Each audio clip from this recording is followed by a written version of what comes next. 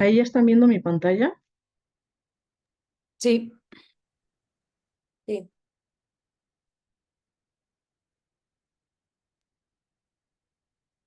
Sí, se ve.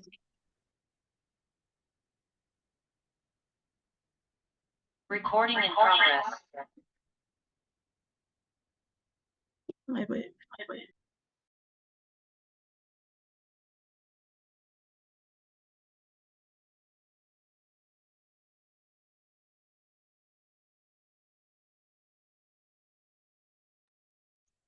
Listo, pues.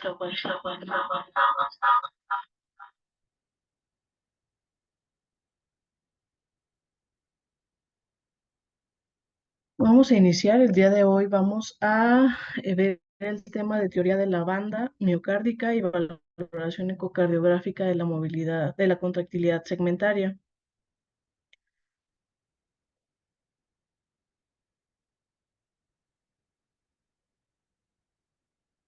Yo soy Alondra Nateras, soy residente de tercer año del ISSSTE Bicentenario de la Independencia. Muy bien, pues iniciando con el tema, eh, vamos a, vamos a mencionar que la teoría de la banda miocárdica, perdón, fue escrita por Torren Wasp. Previamente ya había habido algunas descripciones acerca de la orientación de las fibras miocárdicas, pero no fue hasta que el doctor Torren Wasp, desde 1957 y hasta 1970, donde ya hubo una publicación formal sobre la teoría de la banda miocárdica y qué impacto tiene sobre todo en la mecánica ventricular, e incluso él hace varias propuestas. Una de ellas es la teoría de la banda aplicada al ciclo cardíaco.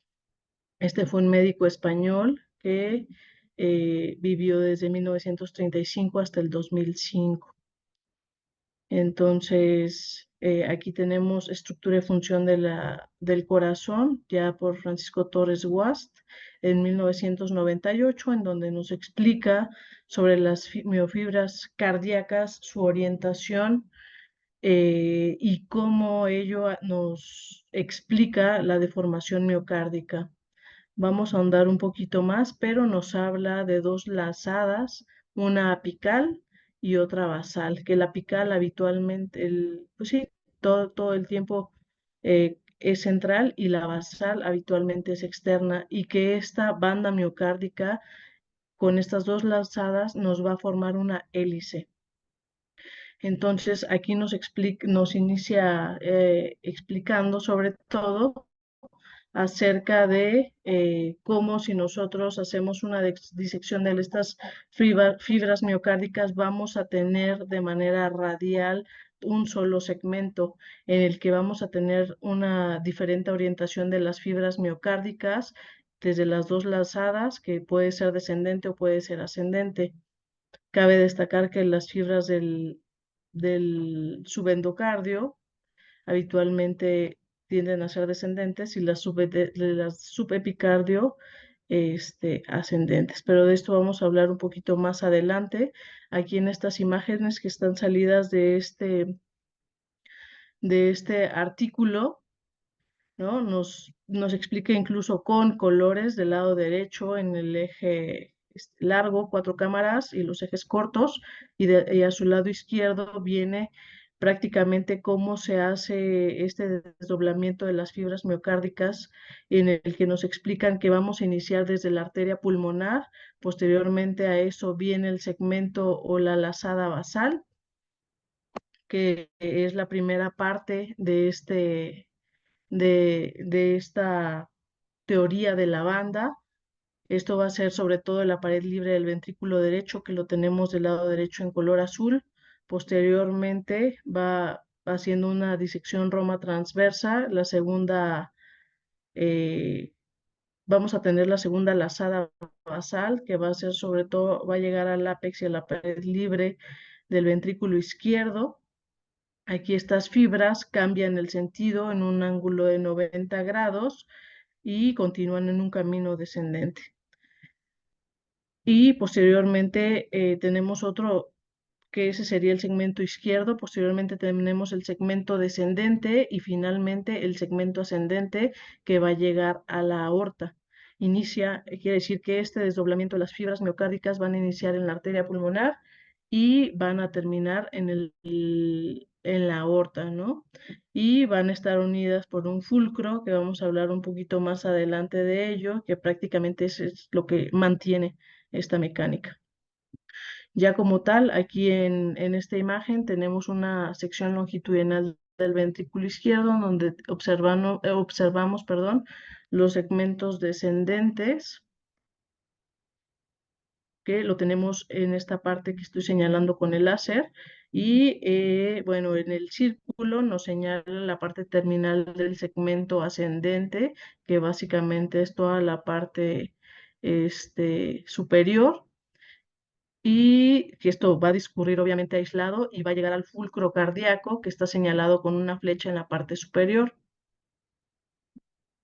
Vamos a hablar un poquito más adelante de la función y cómo actúan estas fibras durante todo el ciclo cardíaco, pero es importante señalar que el miocardio, pues sabemos que es un músculo estriado, sincitial.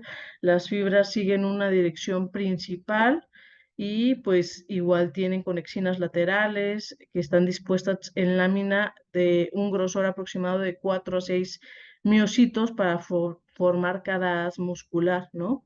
Y esto nos va a adoptar esa forma oblicua y secuencial del endocardio y del epicardio. Ya posteriormente aquí la imagen del lado derecho tenemos un esquema ya con colores donde vemos del lado en el extremo izquierdo de color azul la porción superior del ventrículo izquierdo, del ventrículo derecho, perdón, posteriormente en color rojo la porción superior del ventrículo izquierdo, que estas forman la lazada o el asa basal, y posteriormente de color amarillo el segmento descendente y de color verde el segmento ascendente, que nos va a formar la lazada o el asa, perdón, ascendente, el asa apical. Sabemos que el músculo cardíaco se contrae en un sentido y en dos planos, ¿no? Va a engrosar. Asimismo, este músculo miocárdico tiene la estructura que ya mencionamos, que es sincitial con conexiones longitudinales y laterales, y estas fibras tienen una disposición laminar. Por eso la contracción habitualmente, como lo mostramos en esta imagen, se hace en dos planos, como lo muestra en las flechitas. Ahora, este es un video que me gustaría que fueran viendo, se los voy a ir explicando conforme va a ir pasando, pero básicamente nos enseña cómo hacer una adecuada técnica de este desdoblamiento siguiendo la teoría de la banda y la disposición de cada una de las fibras miocárdicas. Sobre su lado izquierdo va a pasar el video y sobre su lado derecho eh, están las imágenes y los pasos que vamos a ir viendo durante el recorrido de ¿no? Entonces vamos a iniciar con la eliminación de las fibras superiores. Habitualmente vamos a hacer una disección Roma sobre el surco interventricular anterior.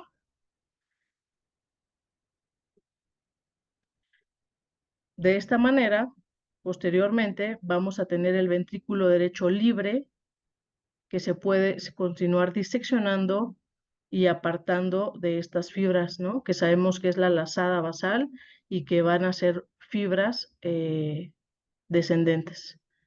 Ahí ya está haciendo la disección con las manos, una disección Roma, en donde vamos a separar el ventrículo derecho básicamente, ¿no?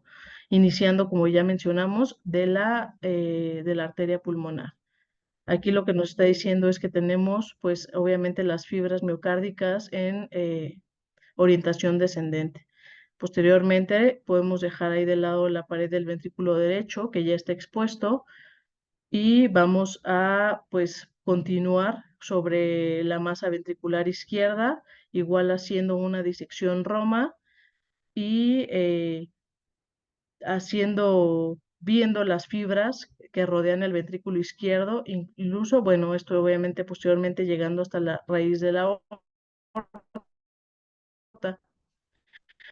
Ya posterior, el trígono fibroso es fuerte y esto tiende a acortarse, ¿no? Como vemos, ya está haciendo básicamente la disección. Aquí tenemos que el bucle basal está desplegado y una vez que se despliega, se libera la fijación con la raíz aórtica y las fibras cambian de manera repentina, siendo inicialmente descendente y posteriormente ascendente, ¿no? Hasta que forma el endocardio en forma helicoidal, como ya lo veníamos mencionando. Este giro obviamente nos va a dar la orientación de la base del ventrículo izquierdo y va a ser un giro muy amplio, hasta de 180 grados. Obviamente esta disección se tiene que hacer de manera cuidadosa y pues desenroscar las fibras, tanto descendentes como ascendentes, para verlo de manera helicoidal. Lo vamos a ver un poquito más adelante con colores para que les quede un poco más claro. Pero básicamente así es como queda las fibras miocárdicas ya cuando están desdobladas. Aquí sobre la imagen del lado izquierdo tenemos la arteria pulmonar. Sabemos que tenemos la pared libre del ventrículo derecho donde tenemos fibras descendentes. Posteriormente el segmento izquierdo, que es parte también de la lazada basal, que seguimos con fibras descendentes. Posteriormente tenemos el segmento descendente, que es esta parte de aquí. Sobre él van a estar los músculos papilares y ya esto es parte de la lazada apical, ya parte del ventrículo izquierdo y posteriormente tenemos este cambio de 180 grados en cuanto al rango de orientación de las fibras y continuamos con el segmento ascendente, que es parte de la lazada apical, y llegamos a los trígonos, pues obviamente aquí teniendo mucho cuidado de no desgarrarlos, y finalmente la aorta. Cabe destacar que cuando tenemos un corazón anatómico, las fibras miocárdicas tienen un punto de inicio y un punto final desde la lazada basal, su segmento descendente o derecho, y la lazada apical, donde se van a unir. Y esto nos va a hacer lo van a hacer, es un punto que se llama fulcro y nos va a permitir que esta mecánica ventricular nos va a dar soporte en cuanto a las fibras miocárdicas. En esta imagen tenemos ya en un modelo más gráfico cómo va la orientación de las fibras miocárdicas desde la arteria pulmonar, ¿no? La lazada basal, hasta la aorta, que sería la apical. En color azul tenemos el epicardio, que es la lazada apical, y en color rojo tenemos el endocardio, que es el segmento descendente o pues desde la lazada basal, ¿no? Y de igual manera, en la parte inferior tenemos otra imagen donde vemos en diástole sobre todo la disposición de cada una de las fibras, como vamos a ver un poquito más adelante, pero como el segmento apical o a nivel del lápex, sobre todo en los ejes cortos, durante la sístole vamos a tener un movimiento antihorario y en el segmento basal un movimiento horario y de manera contraria durante la diástole. Y todo esto por la disposición de las fibras miocárdicas y su contracción o relajación durante el ciclo cardíaco. Y pues esto es importante porque tenemos que tener en cuenta que esta teoría se basa en la torsión de las fibras miocárdicas, y como ya lo veníamos conociendo nosotros desde previamente, sabemos que la contracción del ventrículo izquierdo no es torsional, quiere decir que lo ponen a manera de ejemplo, como cuando nosotros estamos,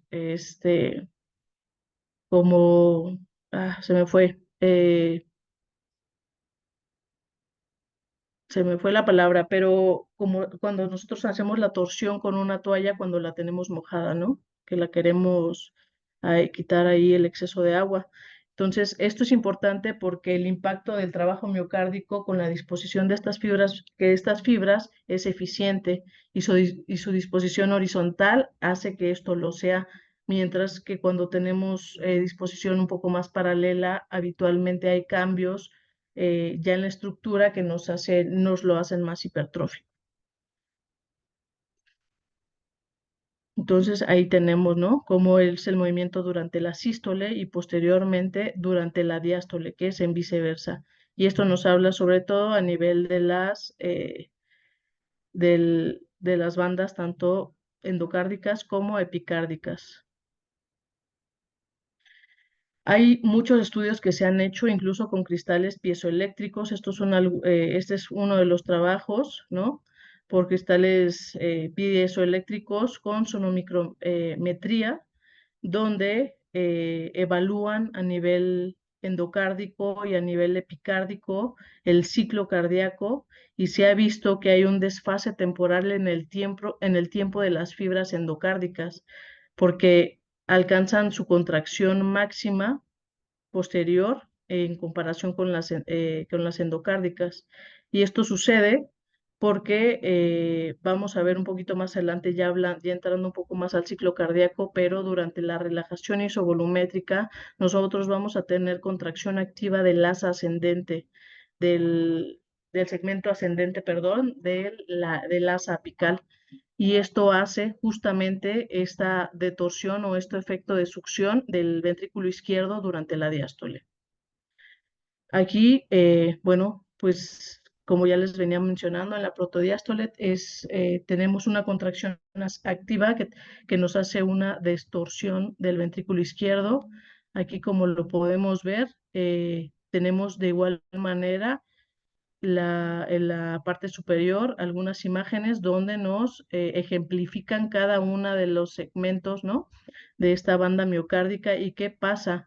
Lo importante aquí, sobre todo, es en el área que tenemos aquí en color verde, donde tenemos esta contracción protodiastólica, que es que ejemplifica la contracción del asa ascendente. O sea, esta asa ascendente se va a contraer durante la diástole, ¿no? Y esto es lo que nos va a hacer justamente esta de torsión y detorsión miocárdica, este efecto de succión cuando empieza la diástole y contrario al resto de las fibras, tanto el segmento derecho, el segmento descendente y el segmento del ventrículo izquierdo, que también es descendente, que se contraen durante la sístole.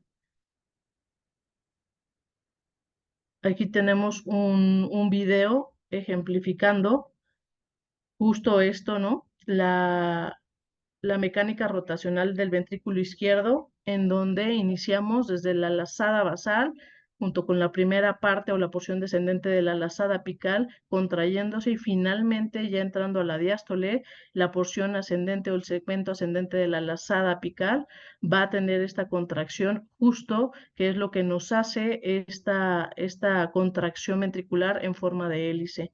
Entonces, estas fibras epicárdicas, obviamente, como ya mencionamos, se van a contraer de manera activa durante la relajación isovolumétrica y esto nos va a explicar la contracción y el movimiento que ya veremos más adelante durante la evaluación ecocardiográfica, porque esto es algo de lo que no se está hablando apenas. Esto es algo que ya tiene mucho tiempo y de hecho las primeras visualizaciones que se hicieron en cuanto a la deformación y contracción de las fibras miocárdicas fueron hace mucho tiempo por rezo, por ecocardiografía y posterior a este trabajo que hizo el doctor Torrenguas, pues entonces se tiene un poco de más trabajo.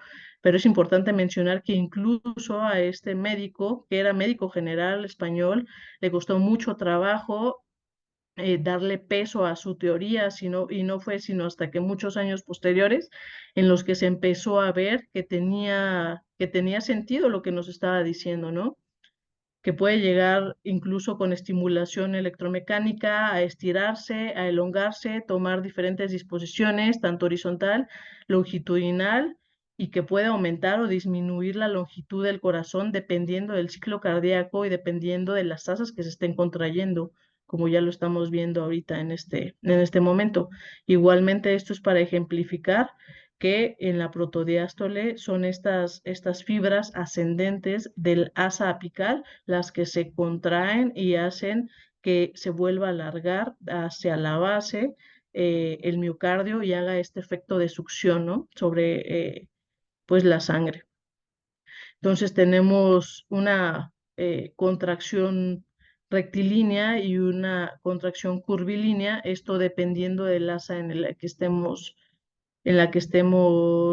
situados o la fase del ciclo cardíaco. Obviamente con la contracción como tal, la sístole no es completamente rectilínea.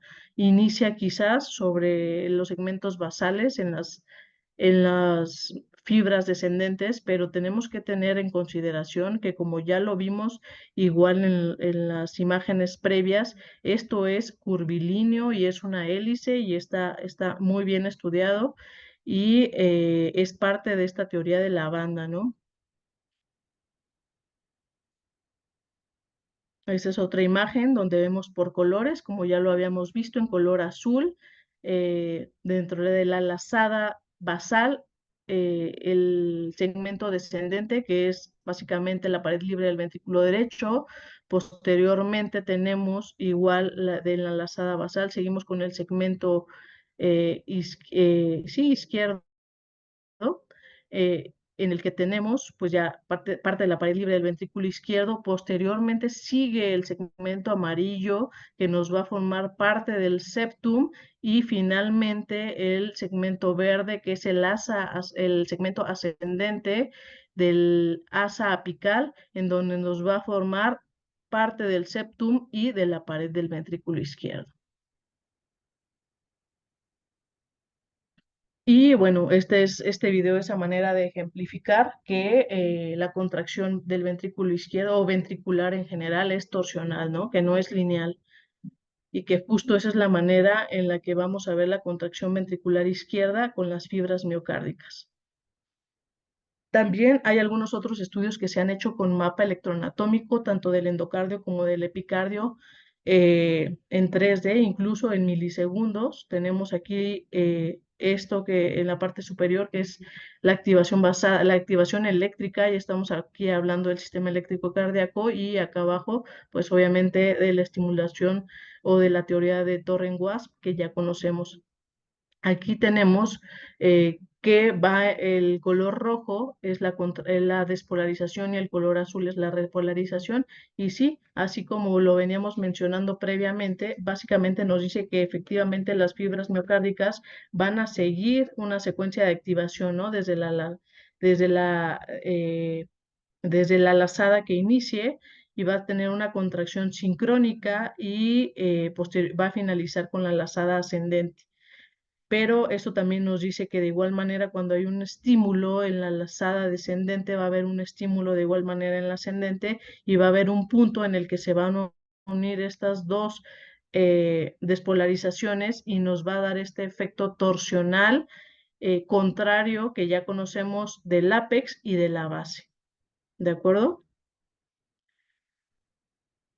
Entonces, teniendo esto en cuenta, sabemos que tenemos contracción del ventrículo izquierdo y del ventrículo derecho con las fibras que ya mencionamos previamente, y tenemos en la protodiástole una contracción activa por la detorsión que vamos a tener, y esto que se les quede bien claro es del segmento ascendente del asa apical, ¿no? Entonces, esto nos va a dar un miocardio elástico, deformable, pero no compresible, y esto puesto sobre todo teniendo en cuenta el principio de conservación de las masas, ¿no? Sin embargo, nosotros vamos a ver que podemos hacer las mediciones de estos diferentes, sí, esos diferentes movimientos, tanto longitudinal, circunferencial e incluso radial, a pesar de que no tenemos fibras radiales. Lo radial lo vamos a evaluar, sobre todo utilizando Doppler tisulares, strain radial sobre todo, y va a ser sobre todo el engrosamiento de la pared ventricular más que el movimiento de las fibras musculares de acuerdo a su orientación. Aquí, bueno, de igual manera ejemplificar, ¿no? El engrosamiento y la contracción. La contracción, pues vamos a tener estas diferentes modalidades para su medición, y el engrosamiento, sobre todo, ya cuando lo queremos ver con un movimiento en el tiempo, lo vamos a ver con la evaluación radial de estas miofibras cardíacas. ¿no? Que lo vamos a ver en la clase de mecánica ventricular más a fondo. Entonces, teniendo en cuenta que estos estudios con cristales piezoeléctricos que se han hecho nos dicen que hay una activación posterior o contracción posterior ya en la relajación isovolumétrica, pues tenemos aquí en la parte superior de la gráfica una evaluación con strain. Acá ya tenemos un electro epicárdico y acá un electro de superficie, en donde vemos cada una de las fases del ciclo cardíaco y específicamente en la parte de la relajación isovolumétrica tenemos la contracción del segmento ascendente, ¿no? Y que esto nos va a dar una contracción posistólica que es esperada justamente por esta cuestión de las fibras endomiocárdicas. Entonces, pues aquí se nota bastante bien lo que tenemos ejemplificado y en qué parte del ciclo cardíaco lo tenemos, que sería más o menos donde encontraríamos la onda U, ¿no? A manera de continuar con ejemplos, aquí ejemplificando sobre todo el fulcro, que sabemos que es el punto de apoyo mecánico de las fibras miocárdicas, van a partir y van a llegar al fulcro. Entonces, desde que parten, aquí teniendo en cuenta la arteria pulmonar hasta que llegan a la aorta, este fulcro es el que nos va a ayudar a mantener este apoyo para una adecuada geometría de estas fibras miocárdicas, ¿no? Entonces, pues hay que tener en cuenta que el fulcro, pues sobre todo es una zona cartilaginosa y pues se va a encontrar tanto en la porción descendente como del asa basal como en la porción ascendente del asa apical.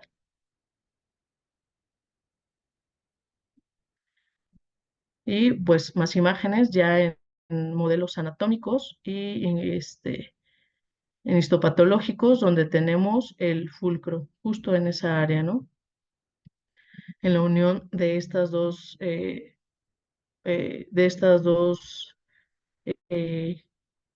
de la arteria pulmonar y de la aorta. En estas imágenes lo que quiero yo es que observen cómo obviamente nosotros tenemos una manera muy amplia de medir la función tanto del ventrículo derecho, que sabemos que es el segmento descendente o el segmento derecho del asa basal, en donde tenemos tanto la manera de evaluar las fibras longitudinales como circunferenciales, ¿no? Y de sobre su lado izquierdo es básicamente cómo están las fibras internas longitudinales y las fibras apicales, ¿no?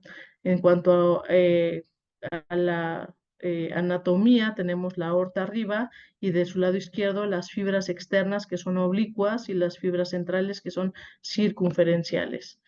En el ventrículo derecho no hay evaluación de fibras no hay evaluación radial. Eso solamente se hace en el ventrículo izquierdo con strain y teniendo en cuenta que hablamos de engrosamiento, no de que realmente tengamos fibras radiales en el ventrículo izquierdo. Eso es muy importante. Entonces, pues ya a manera para que quede un poquito más claro, del lado derecho tenemos eh, la sístole. Durante la sístole vamos a tener participación del segmento derecho, del izquierdo y del descendente, ¿no? Y parte del ascendente, vamos a verlo un poquito ahorita ya con un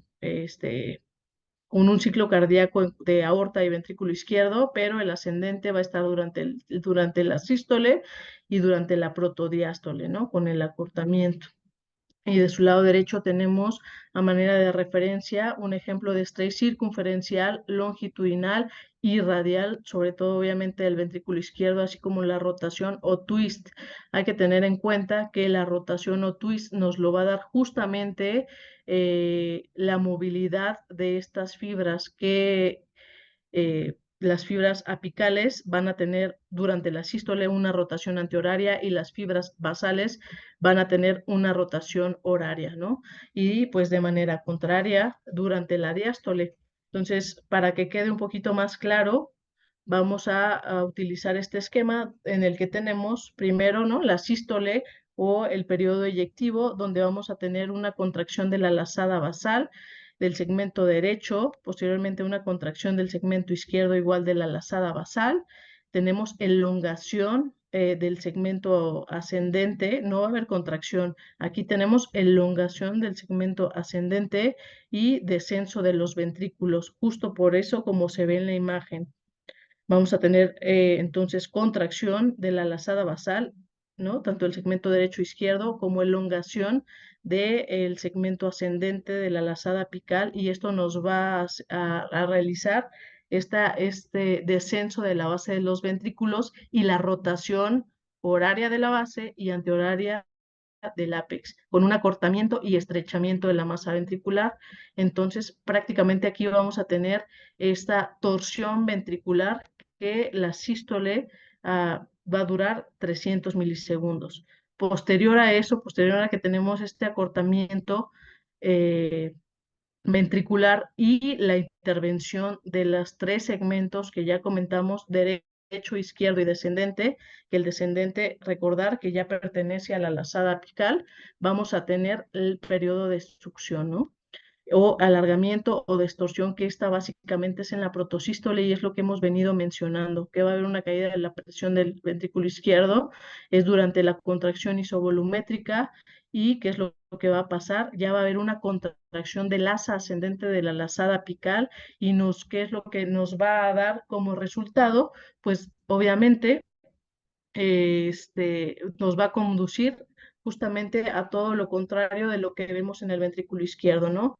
Vamos a tener un desplazamiento de la base del ventrículo izquierdo nuevamente hacia arriba, que va a ser un alargamiento de sus secciones, elongación del segmento descendente. Ahora está contraído el ascendente, pues entonces el descendente se alarga. Vamos a tener una rotación antihoraria de la base y horaria del ápex, y básicamente es el proceso de distorsión del ventrículo izquierdo con aumento del volumen y adelgazamiento de las paredes, ¿no? Y sabemos que la succión dura aproximadamente 100 milisegundos y la diástole total va a durar 400 milisegundos. Y importante aquí siempre tener en cuenta que este periodo de succión o contracción en la protodiástole siempre va a ser activa. Y bueno, ya obviamente tenemos muchas técnicas para evaluar esto, desde el Sparkle Tracking, que nos va a evaluar la deformación protosistólica del ventrículo izquierdo en relación con la temporalidad, la contracción activa, esto obviamente durante el periodo isovolumétrico, pero también tenemos pues la evaluación del strain longitudinal y circunferencial, ¿no? Esto nos va a evaluar de igual manera, así como el Sparkle Tracking, la torsión ventricular, su mecánica y su distribución anatómica en cuanto a la banda muscular y su deformación, que ya lo vimos, tanto circunferencial, longitudinal como radial, hablando de que la radial no es que haya fibras radiales, sino que es la evaluación del engrosamiento durante la sístole, ¿no?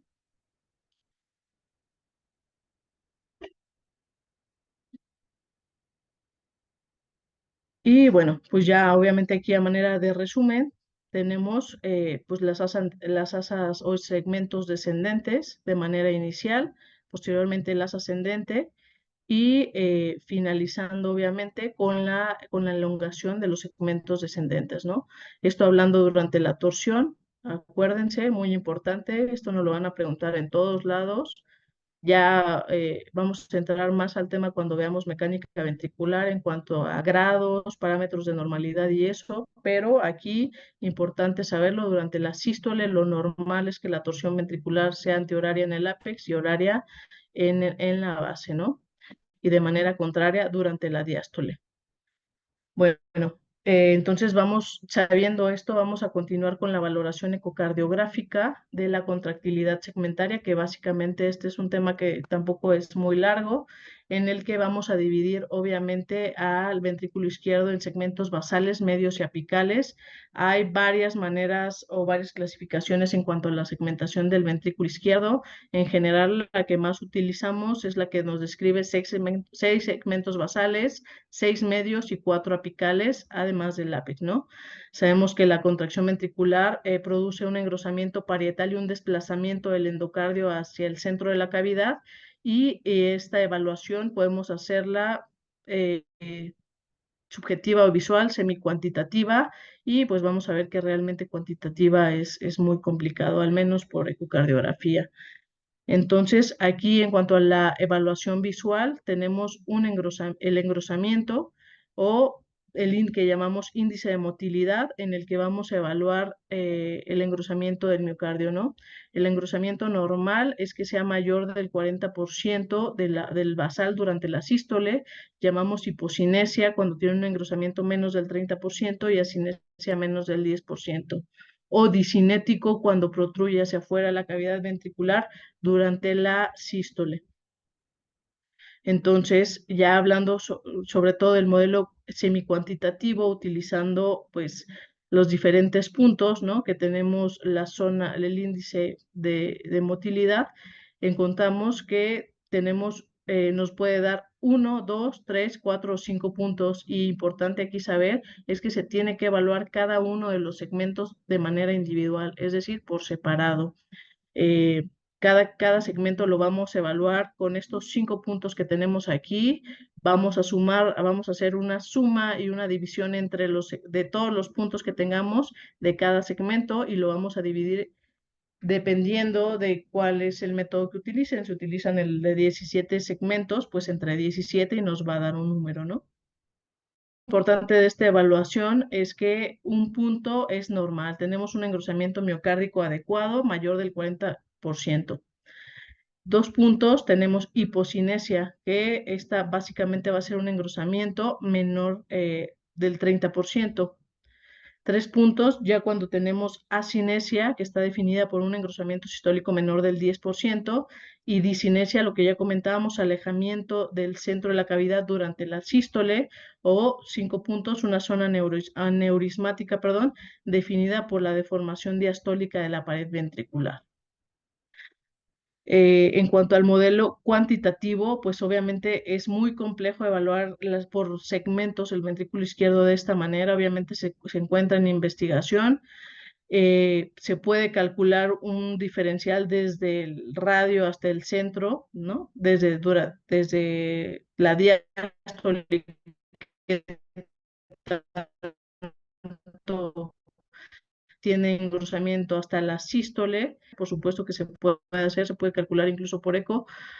Habitualmente lo calculan sobre todo en medicina nuclear. Ahí sí nos ponen incluso de la hipocinesia, si es leve, moderada o severa, dependiendo del porcentaje, pero hay que saber sobre todo que este modelo cuantitativo habitualmente no se describe porque es justamente muy complejo, ¿no? Aquí en esta imagen tenemos todos los modelos anatómicos, desde el modelo de 16, 17 y 18 segmentos, en el que obviamente va a cambiar sobre todo el segmento apical, ¿no? En el de 16, pues tenemos anterior, septal, inferior y lateral apical, pero no toman en cuenta como tal el ápex. En el de 17 segmentos le agregan el ápex, y en el de 18 segmentos tenemos, en lugar de que sean 4 segmentos apicales, lo toman como 6, sin contar el ápex como uno solo. Es decir, en el segmento apical vamos a tener anterior, anteroseptal, inferoseptal, inferior, inferolateral y anterolateral, ¿no? Les digo, al menos con nosotros en el hospital, el que habitualmente utilizamos es el modelo de 17 segmentos. Y evaluando, pues ya ahora sí, por segmentos, tenemos que a nivel basal vamos a dividirlo. Empezamos por el anterior, que es el número 1, incluso pues así vamos a verlo en los múltiples gráficos que revisemos. El número 1 es el anterior, número 2 el anteroseptal, 3 inferoseptal, 4 inferior, 5 inferolateral y 6 anterolateral. Posteriormente nos pasamos al segmento medio, donde continuamos con anterior, con la región anterior, número 7, anteroseptal 8, inferoseptal 9, inferior 10, inferolateral 11 y anterolateral 12. Y finalmente, a nivel apical, teniendo en cuenta el modelo de 17 segmentos, tenemos 13 el anterior, 14 septal, 15 inferior, 16 lateral y finalmente el número 17 va a ser el ápex, ¿no? Y aquí pues tenemos obviamente el modelo de los 17 segmentos, ya como tal visto en cada una de las caras, tanto las 4 cámaras, 2 cámaras y 3 cámaras. ¿Cuáles son los segmentos que vamos a ver? Aquí, bueno, importante, en el 4 cámaras a nivel del septum, vamos a ver el septum inferior, ¿no? Basal, medio y apical. Y a nivel de la pared lateral vamos a ver anterolateral, basal, medio y apical junto con el ápex. En el 2 cámaras vamos a ver pared anterior y pared inferior. Entonces, igual sus segmentos, basal, medio y apical junto con el ápex. Y en el 3 cámaras, a nivel medial, vamos a ver el septum anterior y a nivel lateral vamos a ver la parte inferior, ¿no? Igual, que sería la inferolateral en sus segmentos basal, medio y apical y obviamente el ápex. Esto teniendo haciendo la evaluación con los ejes largos y pues previamente ya lo vimos con los ejes cortos. Y obviamente, pues aquí tenemos que hacer esta discriminación en cuanto de manera regional, cada uno de los segmentos ventriculares, sí tiene una contractilidad normal o hipercinética, hipocinética, asinética, disinética y en algunas otras bibliografías también nos incluyen aneurismática. Ya teniendo en cuenta la irrigación cardíaca y la segmentación del miocardio, obviamente, pues nosotros cuando hagamos una evaluación de la contractilidad, sigue, ¿no? Un patrón o un territorio coronario. Esto pensando en si nuestro paciente tiene factores de riesgo cardiovascular o una probabilidad pretest alta. Entonces, aquí por colores, en color azul tenemos a la coronaria derecha, color rojo tenemos el tronco coronario izquierdo, amarillo la descendente anterior y rosa la circunfleja. Aquí, pues, dependiendo del color, e incluso nos ponen, obviamente tenemos paredes miocárdicas en las que nos puede llegar a irrigar una u otra arteria, y esto siempre hay que tenerlo en cuenta, pero a grandes rasgos sabemos que toda la pared anterior y el ápex, el casquete apical, nos va a estar irrigado por la arteria descendente anterior, ¿no? Toda la pared inferior, ¿no? Inferolateral y parte del anterolateral en algunas ocasiones, pues está irrigada por bueno, más bien anterolateral y en algunas ocasiones parte de la inferolateral, perdón, dependiendo la dominancia, va a estar irrigado por la coronaria derecha. Y finalmente la circunfleja, que nos va a ver la pared, pues básicamente la pared libre del ventrículo derecho. Perdón, aquí me estaba, sí, ahí no, la coronaria derecha sabemos que es septum y pared libre del ventrículo derecho, ¿no? Eso ya, y pared inferior. Y toda la pared lateral, y anterolateral, inferolateral, incluso dependiendo la dominancia, obviamente por la circunfleja. Ya iba a variar bastante, lo que sí nos tiene que quedar claro sobre todo es que hay que evaluar de manera segmentaria si sigue un territorio coronario estos trastornos de la movilidad o, pues, como ya sabemos, si nuestro paciente tuvo un infarto previo, ya sabemos la arteria, pues hay que evaluar en qué condiciones quedó esa pared miocárdica.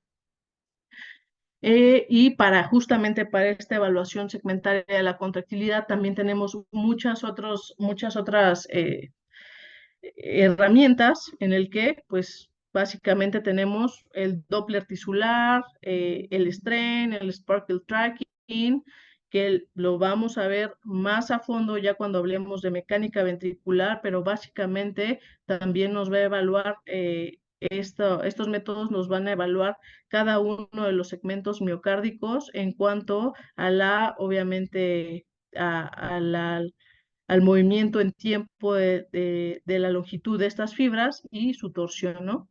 Distancia en grados y pues obviamente cuando hablamos de longitudinal y circunferencial, vamos a tener números negativos, contrario a cuando hablamos de evaluación radial, que habitualmente son positivos, y estos pues nuevos métodos que se han ido desarrollando en los que tenemos una segmentación de los contornos como tal, nos va a quitar el ruido y nos va a hacer proyecciones volumétricas en los que estos contornos y proyecciones nos van a minimizar la influencia del operador y nos van a dar valoraciones más específicas. Obviamente esto es 100% bueno, casi 100% computarizado.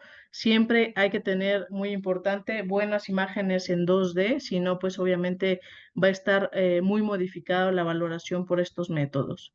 Y pues finalmente aquí les dejo una gráfica muy ilustrativa en cuanto a la evaluación segmentaria de la contractilidad, donde pues tenemos obviamente por colores cada una de las arterias y los segmentos que van a estar irrigados, ¿no? Color rojo, pared anterior y pues apex, la descendente anterior, color amarillo en la pared inferior, este, eh, color verde, perdón, en la pared inferior, en el septum que puede ser septum inferior, la coronaria derecha, y en color amarillo ya pues la anterolateral, inferolateral, parte incluso de la inferior, si tenemos dominancia izquierda, que también nos puede regar la circunfleja. Y pues aquí en la parte de abajo nos lo divide, ¿no? Pues el segmento basal, medio y apical y el ápex, teniendo en cuenta este modelo de los 17 segmentos. Y pues no olvidar que de manera basal tenemos que hacer una sumatoria de de cada uno, de la evaluación de cada uno de estos segmentos, sumar los puntos y dividirlos entre 17 porque estamos utilizando el método de los 17 segmentos para tener un índice de motilidad basal que ya veremos su importancia, sobre todo en ecoestrés, ¿no? La diferencia cuando estamos buscando pruebas inductoras de isquemia. Y bueno, con esta diapositiva termino. No sé si tengan alguna duda o pregunta acerca de lo que ya vimos.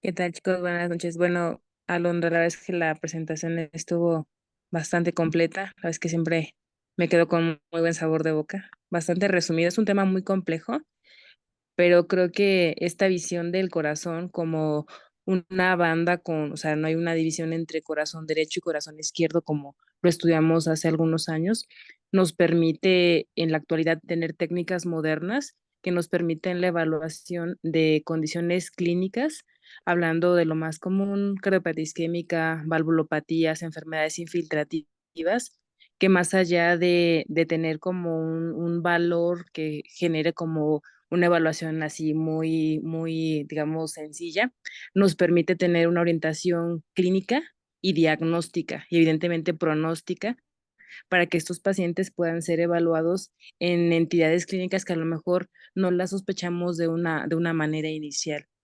Aquí me gustaría que alguno de los que estuvo aquí presente, que estamos casi la mayoría, me pudiera resumir a grosso modo cómo funciona esto de la banda miocárdica, ¿no? Esto que nos describió Torren Wasp, cuáles son las lazadas que tiene, cuáles son los segmentos y la orientación de las fibras y qué tipo de fibras tiene en particular el ventrículo izquierdo, que es el que más hemos estudiado. A ver, ¿quién está conectado? A ver, Carlos,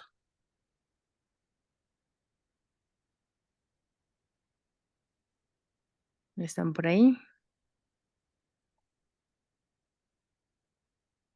Creo que no. A ver, Martín, ¿estarás por ahí?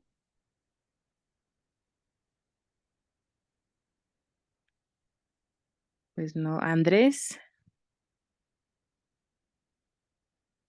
Ok, ya respondió que tampoco está. ¿Quién me queda? Jorge. Creo que el de los de siglo no hay nadie. Bueno, sin tema. A ver, Ana.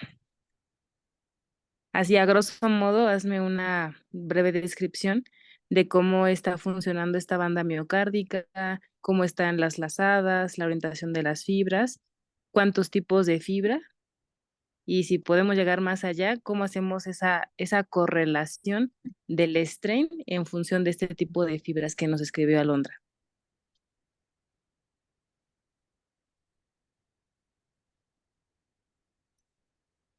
Creo que no hay nadie. Oh, sí. ¿Quién está? Alguien que conteste, por favor. Bueno, yo, pues bueno, hay dos tipos de lazadas que básicamente se dividen entre una apical y otra basal, y cada una de ellas tiene dos segmentos, uno derecho, un segmento derecho. Bueno, la lazada basal tiene un segmento derecho y un segmento izquierdo, y la lazada apical tiene un segmento descendente y ascendente. Em, Básicamente lo que explica es de el tipo de movimiento que van a tener tanto fibras apicales como basales, que a lo que explicaba la doctora Alondra, pues en sístole lo que sucede es que las fibras apicales tienen un giro horario, mientras que las basales tienen un giro antihorario, y cuando estamos en diástole lo vemos de manera inversa. Y esto sirve para que no solo sea como una contracción como uniforme, sino que cada una de las diferentes lazadas tienen sus características para hacer que la bomba, bueno, que ya en conjunto funcione como una bomba de succión. Justo, ¿no? De hecho, en algunos de los textos hacen relación como si uno exprimiera como tipo un mechudo, ajá, me explico, o sea, como esa torsión, y justamente esta parte de entender cómo es horario y antihorario es lo que vamos a ver más adelante con el tema de la torsión.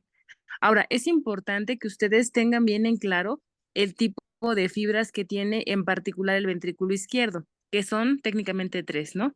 Las subendocárdicas, subepicárdicas y mesocárdicas, ¿no? O sea, son tres fibras. Pero aparte tienen otro nombre dependiendo de la orientación, que son longitudinales, radiales y circunferenciales. Diferenciales. Si hacemos una relación de esto, ¿qué corresponde a cada cosa? O sea, Pues porque lo que hemos o sea, siempre revisamos vamos a evaluar la deformación del strain longitudinal global. O sea, lo lleva en el nombre, ¿no? De las fibras, ¿qué? Longitudinales.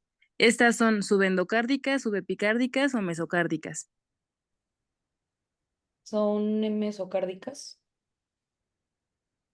A ver, alguien más, a ver, ¿quién más está? ¿Amin está por ahí?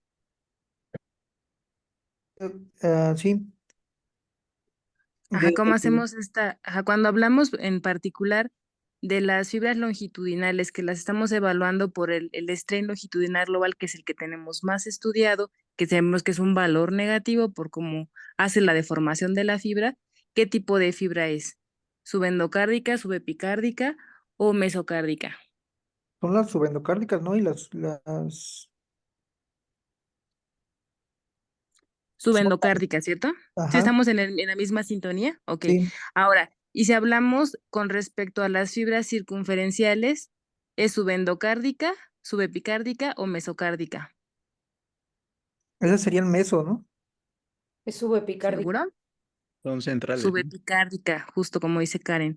Ah, sí. Y si habláramos del strain radial, ahí sí sería ¿de qué? De las fibras del mesocardio. Entonces, hay que Ajá. hacer esta analogía para poder entender por qué los valores del strain. Cuando hablamos de un strain longitudinal global, siempre son valores negativos, al igual que el strain circunferencial, a diferencia del strain radial, que son valores positivos, porque son fibras del mesocardio. Entonces, es importante que entiendan la orientación de las fibras y a qué tipo de distribución corresponde, porque en función de su rotación nos va a dar números positivos o nos va a dar números negativos.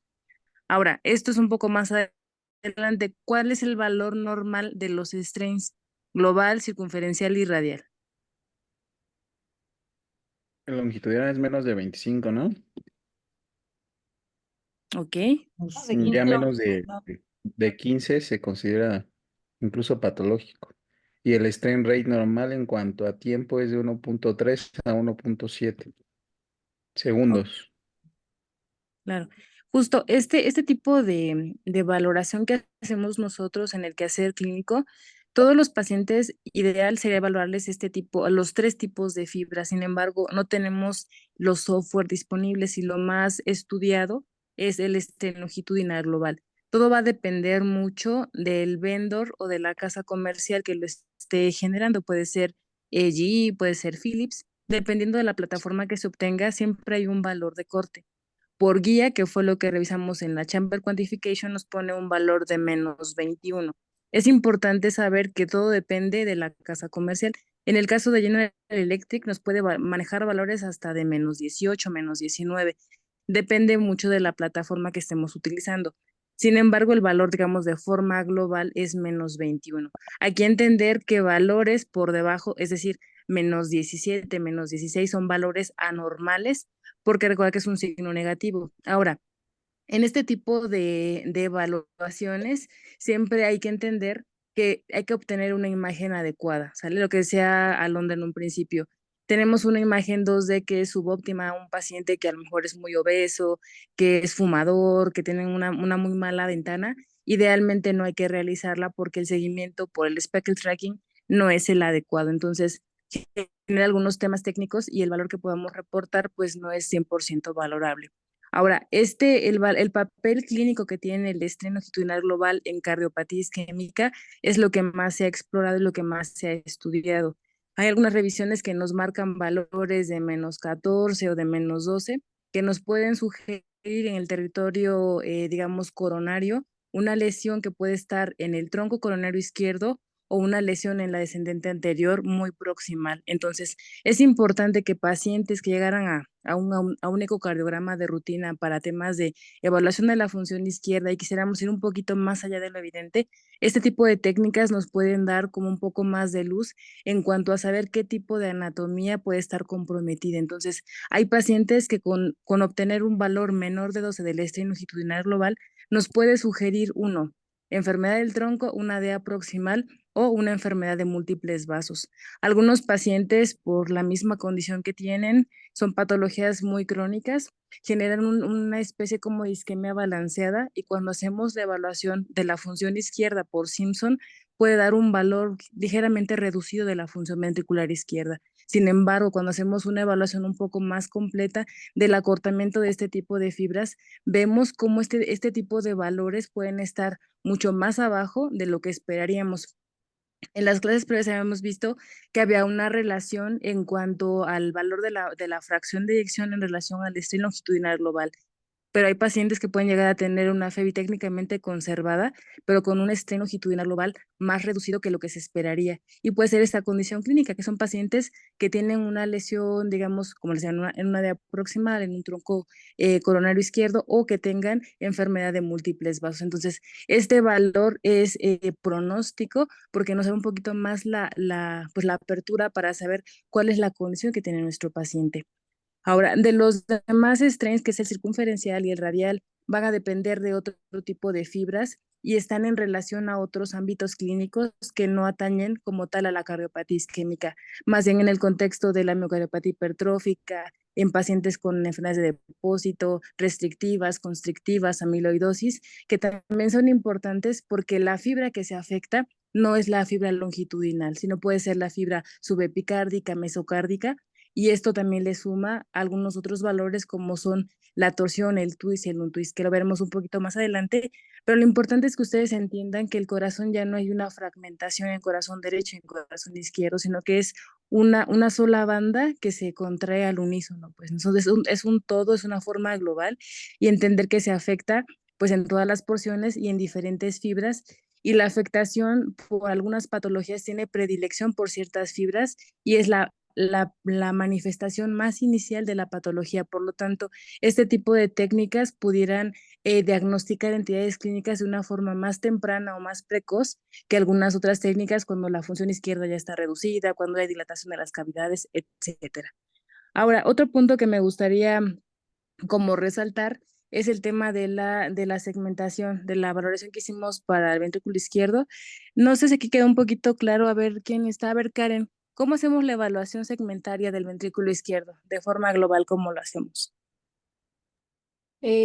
Pues bueno, primero valoramos en un 4 cámaras la región tanto hacia nuestro lado izquierdo, la región inferoseptal, sabiendo que tiene dos bases, tanto bueno, la basal como la media, y a partir de eso hacia arriba sería nuestro septum apical.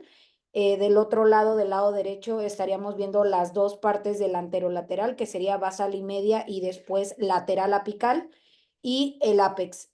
Y dentro del 2 cámaras, del lado izquierdo, vemos todo lo que es la cara inferior en sus 3 segmentos, basal, medio y apical, y del lado derecho, la pared anterior, que sería igual basal, medio, apical, y el ápex igual de la misma. Y ya a nivel del eje largo paraesternal, vemos en la región superior el igual anterolateral en segmento basal y medio y después lateral, y después en la parte inferior vemos inferoseptal en sus 2 segmentos y en el tercero septal y ápex. Claro. Entonces, es importante que ustedes sepan que para hacer la evaluación segmentaria ocupamos básicamente 3 vistas o 3 proyecciones. Ujú. Que sería el apical 4 cámaras, el apical 2 cámaras y el apical 3 cámaras.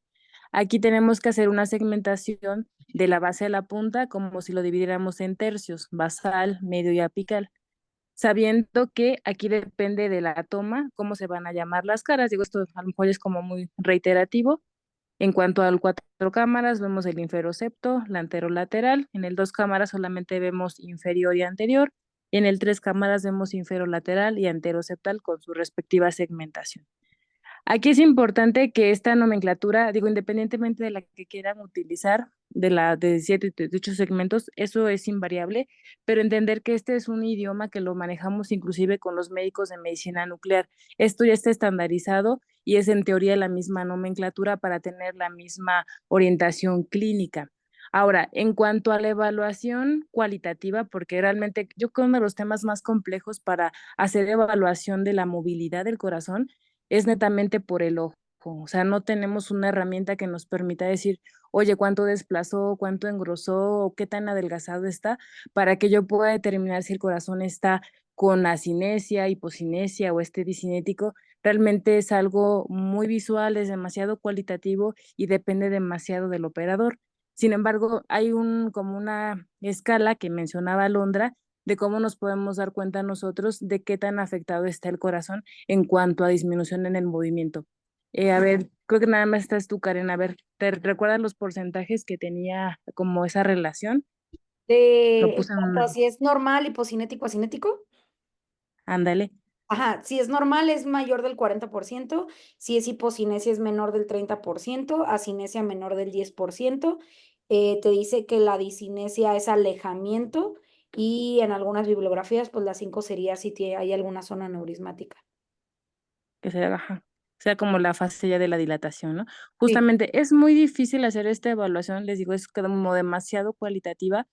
Yo les sugiero que la que se aprendan sea la que utilicen. O sea, realmente nuestra nomenclatura, yo creo que esto ya es algo universal y generalmente cualquier cardiólogo, aunque los médicos nucleares de repente como que tienen una nomenclatura medio extraña, pero en general los cardiólogos como tal entendemos esta misma nomenclatura y nos permite tener como un lenguaje pues como en la misma sintonía. Entonces, básicamente con que ustedes identifiquen la segmentación adecuada y que la describan, es importante saber que hay algunas alteraciones del movimiento que no atañen a la cardiopatía isquémica. Entender que la movilidad del corazón puede estar alterada por otras condiciones clínicas, como pudiera ser una miocarditis, no sé, una enfermedad por Takotsubo, aquellos pacientes que tienen enfermedades metabólicas como la enfermedad renal crónica en etapas avanzadas, hacen hipocinesias generalizadas que no siguen un territorio coronario.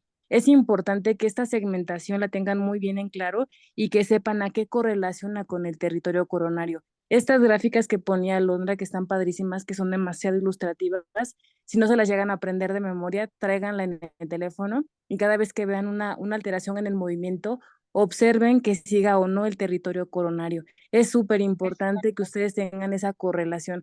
Sería poco probable que en una apical 4 cámaras yo le vea alteraciones en la punta y que le haga yo 2 cámaras y le vea alteraciones en la base. O sea, no puedo tener una correlación en cuanto al territorio coronario. Es lo que nos permite a nosotros identificar si el paciente tiene un contexto de cardiopatía isquémica crónica o si alguna otra condición. Entender que no son tan poco frecuentes pacientes con miocarditis, ahora que se vino todo este tema del COVID, todas las infecciones virales, pueden generar alteraciones en el movimiento, pero no siguen un territorio coronario. O pacientes con un contexto de enfermedad de Chagas, que tienen miocardiopatías dilatadas, tienen alteraciones en el movimiento, pero no siguen un territorio coronario. Ahora bien, hay alteraciones propias de la conducción, pacientes que tienen un bloqueo de la rama derecha, con un bloqueo de la rama izquierda, que tienen alteraciones de fibrilación auricular, extrasistolia frecuente, pueden generar alteraciones en el movimiento del corazón y es todo un reto identificar si son o no por un tema de isquemia, que es la patología más frecuente que tenemos. Sin embargo, generalmente cuando vemos un tema de bloqueos de rama, hacen movimientos septales anómalos que hacen como si fuese como un brinco a nivel del septum, pero no sigue un territorio coronario. Y vemos, lo ideal sería siempre tener gatillado al paciente para hacer una correlación, entender que somos clínicos y no solamente estamos viendo imagen. Entonces, hacer una correlación con el contexto del ritmo de base del paciente y no hacer falsos diagnósticos. Algunas de las caras que son más complejas de evaluar es el inferocepto. Siempre nos genera muchos temas visuales, es donde más nos caemos los ecos porque en algún punto llegamos a ver alteraciones en el movimiento justamente en el inferocepto, pero la mayoría de ellas son por temas de la conducción que a veces no tomamos en cuenta el contexto general y le ponemos hipocinesia inferoceptal medio basal, ¿no? Ya lo infartamos. Entonces viene todo un protocolo de certificación de riesgo del paciente, pero como es un tema tan limitado porque depende mucho de la experiencia del profesional, o sea, por el número de procedimientos que hemos visto. En ese punto, a lo mejor lo vemos muy rápido, se nos pueden llegar a pasar algunos de las alteraciones en el movimiento. Ahora, si ustedes pudieran correrle en este punto técnica avanzada como el strain, sería ideal, porque el strain, como es un método que es semiautomatizado, si tienes mucho la duda que la movilidad, sabes que la hipocinética ligera, no sé, no estoy seguro, hazle más estudios un poco más rígidos que no dependan tanto del operador y que te permitan a ti como visualizar de forma más real si hay una disminución en los puntos porcentuales en cierto territorio coronario, ¿no? O al contrario, no simplemente lo corres y sale todo normal, bueno, tienes 2 puntos a favor de que no lo tiene. Entonces hay que ser un poquito muy cuidadosos y bastante enfáticos en cómo hacer esta evaluación. No es algo sencillo, de repente, o sea, aunque pasan los años, seguimos viendo corazones, de repente hay que estarlos observando mucho, las ventanas acústicas de repente no son tan buenas, acortamos mucho el corazón en la punta. Hay gente que tiene de repente ahí hipocinesia o tienen hasta discinesia en la punta y acortamos tanto el corazón que eventualmente los damos como si no tuvieran nada y el paciente tiene un infarto en la descendente anterior, por decir algo, ¿no? Entonces, no es una tarea sencilla, pero al paso del tiempo, entre más procedimientos vayan haciendo, vayan visualizando más este tema del corazón izquierdo, será un poco más fácil para ustedes. Bueno, hasta aquí, chicos, ¿alguna pregunta? Yo quería hacer nada más un comentario respecto a eso de la fibrilación auricular, que también está a veces complicado establecer algunos parámetros, que hay algunos métodos no predictores incluso de fibrilación auricular, ¿no? Mencionaba ahí una literatura que revisé de un strain auricular específico que dependiendo los valores, mencionaba ahí por ahí valores de corte menos de 25 se puede asociar como factor predictor para el desarrollo de FA, incluso aunque el diámetro auricular sea normal. Entonces eso se me hace bastante interesante comentar. Sí, la verdad es que justamente eso estábamos analizando en unas clases previas, que inclusive ya el papel del estribo auricular izquierdo ya forma parte de los algoritmos de la evaluación de la disfunción diastólica, que en un tiempo pasado solamente la asociación era como un predictor de mal pronóstico para pacientes que iban a desarrollar fibrilación auricular en el futuro con anatomías por diámetros y por volúmenes o hasta por áreas normales, pero que el strain era un predictor precoz o temprano para ese tipo de condiciones, pero vemos que en la actualidad cada vez es más reproducible y toma como ese papel más fuerte en otras condiciones clínicas. Y la ventaja es que está disponible en la máquina que tenemos aquí en el ISSSTE. O sea, la herramienta se llama AutoStrain de la AI. Simplemente es tomar una Pical 4 cámaras, pulsamos la herramienta y yo creo que en 30 segundos hace la maquinaria su trabajo y es muy fácil de obtener y nos da las 3 fases de la contracción auricular izquierda. Entonces, es bastante práctico de hacer, es reproducible y deberemos de estandarizarlo, inclusive hasta como centro, pacientes que tengan FA, o sea, aparte de evaluarles las dimensiones de la aurícula izquierda, obtener el volumen auricular izquierdo indexado, también obtener el estreno auricular izquierdo como un predictor como temprano o precoz sería fundamental. Pero muy bueno su comentario, doctor. Doctora, yo nada más una duda. Soy Brenda, de Siglo, que apenas hoy me uní al programa.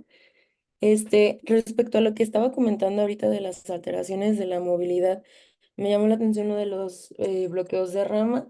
Creo que es por el lado de lo que es como del Viking y del rebote de septal y todo esto, ¿no? Pero si lo verían en septo y estoy viendo que son las 3 mediciones, ¿lo verían los tres, tanto en base, medio y apical, o solamente se ven alguno de ellos del septo? Mira, ¿qué crees que la mayoría de ellos pareciera ser que toma, o sea, todo el del septum como tal, pero lo vemos más claro en segmento basal y medio. Hace como una especie como de bamboleo, como si fuese una S. Ahora, el que tengas un bloqueo de la rama, sobre todo derecha, y que tengas un infarto, son condiciones clínicas que van de la mano. Y de repente, o sea, tú ves como ese bamboleo en el septo y el paciente tiene muchos factores de riesgo, inclusive llega por dolor torácico, teleoenzimas, te quedas así como que, pues no sé si es por un septal anómalo o realmente el paciente tiene un tema de isquemia. Aquí lo indicado es explorar las demás caras del corazón y los demás segmentos, porque si te quedas solamente con una evaluación del septo interventricular en una sola proyección, nos quedamos un poco cortos. Ahora, este tipo de movimientos septal anómalos que hace o pacientes que llegan a tener un septo sigmoideo que también hace esa misma como morfología, como si fuese una S invertida, genera muchos temas técnicos a la hora de hacer la planimetría del Simpson para la FEBI o también para procesarles algún tipo de strain. Realmente este tipo de situaciones para ver si es un tema de que es un movimiento septal anómalo por un bloqueo de la rama derecha o que tenga isquemia, es un desarrollo muy cualitativo y es con el ojo y es al paso del tiempo. O sea, no habría como una herramienta que te diga, ¿sabes qué? ¿Lo tiene o no lo tiene? O sea, realmente es como más que nada la experiencia del ojo que vas como observando. Lo que sí puede ser un diferenciador es que tú ves cómo el corazón mantiene el engrosamiento y el desplazamiento, aunque hace un movimiento, digamos, como si fuese sigmoideo, pero realmente no ves. Hay pacientes que sí nos ha tocado, que hace cuenta, tiene un tema de un infarto en la coronaria derecha y el segmento basal, el segmento medio, aunque tienen un ligero abombamiento en el segmento basal o en el segmento medio, se ve la zona hiperrefringente y se ve adelgazada. Entonces, tú corroboras por territorio coronario, ¿qué esperaríamos? Que en una apical 2 cámaras, pues obviamente la cara inferior, cuando menos basal y medio, esté también con las mismas características. Si yo la apunto y veo en 2 cámaras y la cara inferior se mueve perfectamente, sería difícil que fuera un tema coronario. ¿Me explico? Entonces, siempre traten de hacer como esa correlación en los diferentes segmentos y en las diferentes vistas. Si el paciente, por la razón que tú quieras, tiene una mala ventana acústica y no ves bien en un 4, en un 2 y en un 3 cámaras, vete a un eje corto. Te vas a un eje corto y también ves la segmentación del corazón, no tan específica porque no podemos hacer un desglose de basal, medio y apical, pero te das cuenta de una forma global, al menos de la cara general, o sea, en este caso la cara inferior, que mantenga grosor o no y el desplazamiento que tenga este. Entonces, la idea es como siempre irle sumando a las diferentes caras, a los diferentes segmentos antes de tomar una decisión diagnóstica. Ya hablando específicamente de eso, doctora, pues ahí nos daría de mucha utilidad usar los Doppler tisulares, ¿no? Sobre todo para Ujú. valorar Sí, sí. el tiempo, o sea, valorar la disincronía y valorar el tiempo de contracción y ya evaluar si realmente hablamos de que sea un bloqueo de rama porque está la rama bloqueada o la conducción es más lenta a que si fuera por isquemia, ¿no? Que tuviéramos ahí algo coronario. Sí, justo, porque al final del día, al estar utilizando la modalidad del Doppler tisular, veríamos una disminución en las velocidades del anillo y eso apuntaría más a que el paciente tiene un contexto isquémico, a diferencia que estuvieran normales. De hecho, ya de forma rutinaria, cuando llega un paciente y tú le ves los tisulares abajo, ya empiezas como que a mal pensar, ¿no? O lo mismo, si tú ves que el anillo medial está normal y el lateral te da más bajo que el medial, ¿no? Como que son datos que de forma indirecta te van haciendo a ti sospechar que el paciente tiene cardiopatía isquémica, ¿no? Digo, son como sumarle, es una evaluación completa al final, porque no podemos como dejarla como solamente observar la movilidad. Sin embargo, como dice Alondra, ¿no? A lo mejor el TDI, en este caso, si sigue bien el strain, hacerle un strain. Tú vas como haciéndole otro tipo de herramientas que te van orientando o te van descartando el diagnóstico. Sí, pero de acuerdo contigo. Bueno, a manera de, pues ya ahora sí que los mensajitos para llevar a casa, a mí me gustaría hacer nada más como puntos finales, aclaraciones, ¿no? En cuanto a la teoría de la banda, pues esta es una teoría sobre mecánica ventricular, sobre torsión, en el que pues propone varios paradigmas, ¿no? Entre ellos, uno, pues la teoría del fulcro, que lo toma como un apoyo mecánico a las fibras miocárdicas. Ahí importante, quizás no se los mencioné, pero es importante también el sistema venoso, sobre todo las venas de Tevesio y las venas de Langer, que lo toma como el sistema de lubricación cardíaco, sobre todo pues o por esta deformación de las fibras, que la banda sigue a la conducción eléctrica, es decir, la conducción eléctrica va hacia también hacia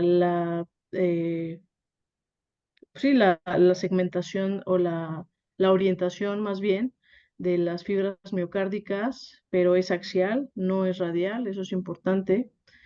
La fase de relajación isovolumétrica, que es cuando sucede la detorsión, que es cuando tenemos la contracción de la fibra del segmento ascendente, ¿no? Del asa apical, eso es importante.